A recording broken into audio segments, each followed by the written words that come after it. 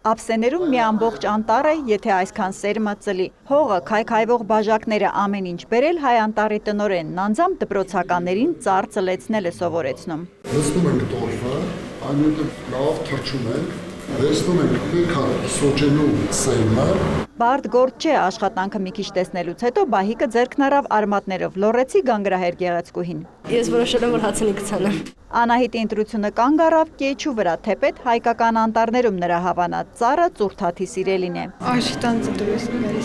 Սերմնացանը Հայաստանի բնության թանգարանում է անտառների օրվա առիթով։ Պատանի այցելուները մարտի 21-ին էքսկուրսիայի գան թե տարվա մյուս օրերին այստեղ նրանց խրատում են։ Մեծերին մի թողեք ծառ կտրեն, կենդանիների մոտ 80%-ը անտառում է ապրում։ Պետք է ծառի ճյուղերը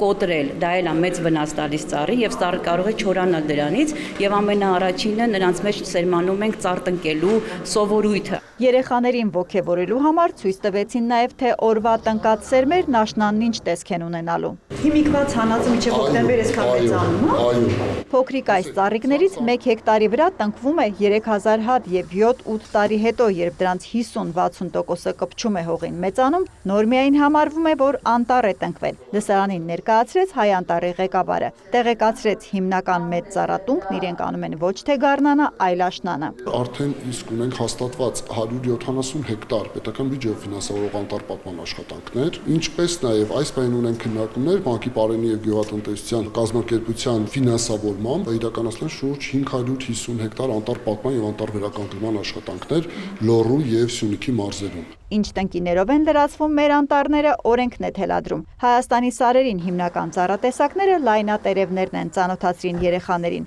Հզոր սոսիներն են, ծաղկելիս ամբողջ անտառով բուրող լորենին, մինչև 50 մետր բարձրացող հաճարենին եւ իհարկե 500 տարի ու ավելի երկար ապրող կաղնին։